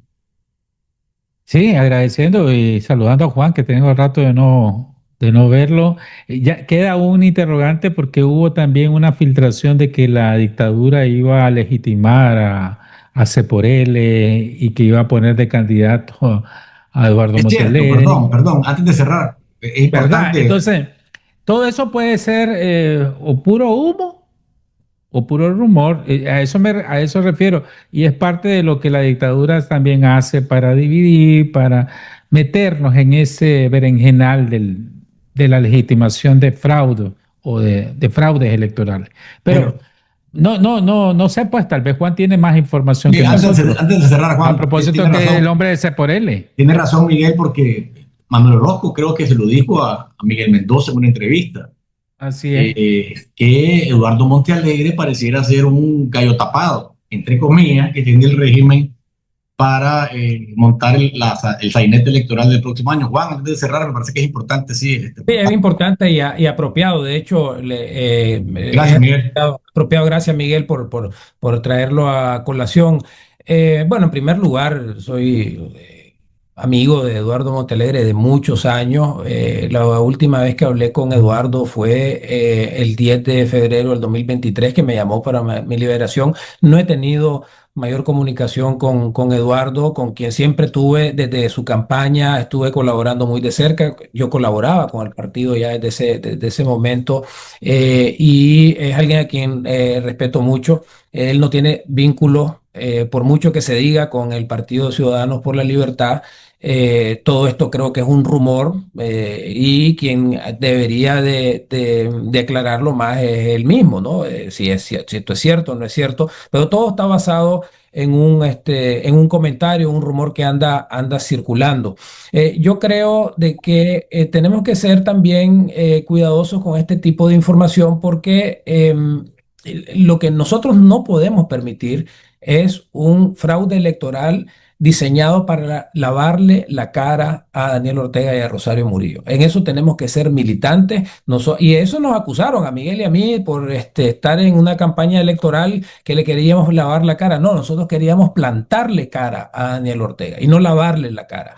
Entonces, si se va a dar una candidatura de Eduardo Montealegre o de cualquier otra persona para lavarle la cara al dictador, esta candidatura de cualquier persona tiene que ser repudiada. Pero ojo, si en este proceso transicional que hemos estado hablando en todo este programa, de repente surge la posibilidad de una figura y condiciones apropiadas para un proceso electoral, no hay que satanizarlo tampoco, ¿verdad? Entonces, creo yo de que hay algo aquí también de intención de alguna manera crear algún tipo de sensación sobre esa noticia. Yo, la verdad, conozco Eduardo. Eduardo es una persona quien respeto mucho por su integridad. No creo que estaría nunca en un plan de lavarle la cara a Daniel Ortega, ni mucho menos. Y sí quiero pues, traer ese elemento que yo creo que esa no. En algún momento de la transición se van a dar estas figuras transicionales que no le va a gustar a todo el mundo. Un Patricio Aylwin que se miraba muy cercano a Pinochet y los pinochetistas muy cercanos a la concertación chilena. Siempre hay figuras en transiciones que generan este tipo de dinámica. Alfonso Suárez en España, un franquista que comprometido con la democracia y con el rey de España, llevó a la transición. Entonces son figuras que no debemos de satanizar, que van a ocurrir en un proceso de transición. No estoy diciendo que esto sea el caso, solamente quiero puntualizar sobre esto. Y finalmente, sobre las personerías jurídicas, Ceporele no tiene personería jurídica, eso ya lo sabemos, y yo no descartaría y esto lo han hecho, y a las pruebas me remito, que la dictadura amenace, extorsione a algún elemento de Ciudadanos por la Libertad y le diga, si no corres, te echo preso, te confisco, etcétera, o que pueda o quiera colaborar. Esas cosas ocurren en política. Entonces, todos estos elementos dentro del partido, obviamente las hemos evaluado, no tenemos, digamos, ninguna más información de lo que ha circulado, pero estamos hablando de una dictadura capaz de hacer todo lo posible para legitimizarse en el poder. Precisamente esa campaña en contra de la legitimidad de Ortega creo que está teniendo efecto. Entre ellos mismos ellos están queriendo hacer alguna especie de fraude electoral. Eso puede pasar y no debería sorprendernos, no solamente a Ciudadanos, del partido donde militó Miguel, cualquier otro partido de que se busque un elemento y a garrotazo, a billetazo o amenaza o encarcelamiento o amenaza encarcelamiento lo hagan correr. Esto lo han hecho anteriormente, ¿verdad? Pero en todo caso aquí estaríamos hablando de un proceso evidentemente para lavarle la cara a Daniel Ortega y no un proceso transicional, a lo que tenemos que tener mucho cuidado e indiferenciar. Esto último es quizás lo más peligroso, Juan Sebastián, porque es evidente que a Eduardo Montealegre Daniel Ortega le tiene un expediente por lo que sea, ¿verdad? Y los CENI, el caso del accidente de su esposa, que mató a una persona, ¿verdad? En algún momento ahí en Managua, un accidente de tránsito. Es decir, hay elementos en el caso de las monjitas y su hermano, doña Kitty, bueno, el dinero. Entonces, cuando uno mira una especie de estas que no ha sido confirmada por el mismo Montalegre ni desmentida, los elementos que dan vuelta alrededor de él son de extorsión, chantaje y amenaza. Entonces, el problema es si esa carnada que la dictadura está tirando para adelante la va a morder Estados Unidos, que es el que tiene que convencer de que sí efectivamente quiere hacer una transición democrática en Nicaragua, José Sebastián.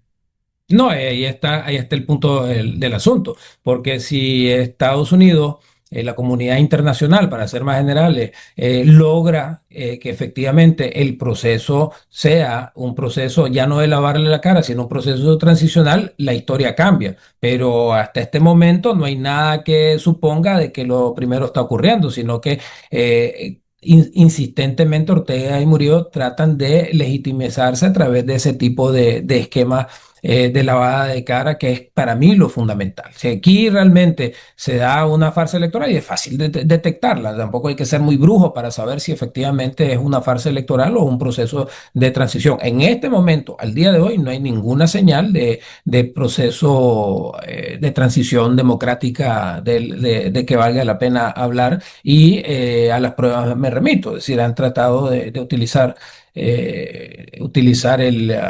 el chantaje para forma de, eso lo hicieron en la elección del 2021, incluso con algunos candidatos que ni en su casa los conocían. Entonces, debemos de estar atentos y alerta de este tipo de procesos, pero de nuevo, pensando en un proceso, no en este momento, pero un proceso futuro, no satanizar tampoco participaciones políticas en procesos que sí sean de transición, ¿verdad? Porque al final, y esto lo hemos dicho, y a veces se malentiende cuando decimos que nuestro objetivo es llegar a elecciones con condiciones democráticas, etcétera, ¿no?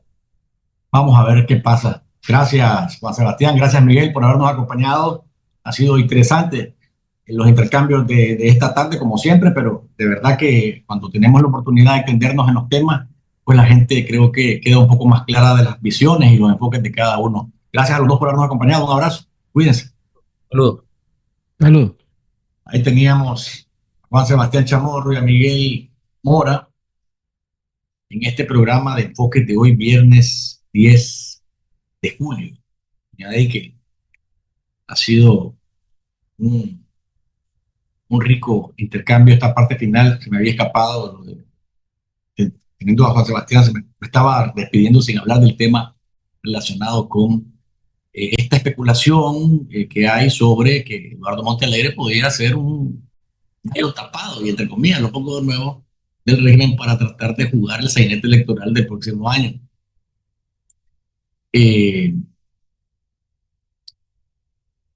Debo decir con toda franqueza que, como decía Juan Sebastián, cualquier situación de esta, si se mira que es parte de una farsa y sin ninguna garantía, pues no sería extraño ver a Montalegre bailar ese tango,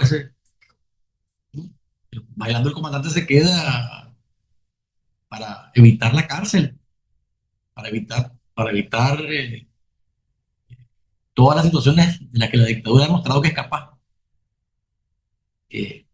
A Eduardo a Montalegre lo han chantajeado, lo han amenazado por años. Y pues yo, que estuve en el Nuevo Diario, que vi el caso de los CN, que conozco más o menos a profundidad lo que se dio ahí, y eso, pues, han tenido ahí, como decimos, a fuego lento. ¿Querés que te ponga? Le suenan las llaves de la puerta de la cárcel en la que lo van a encerrar en la celda, y simplemente él va y dice que sí.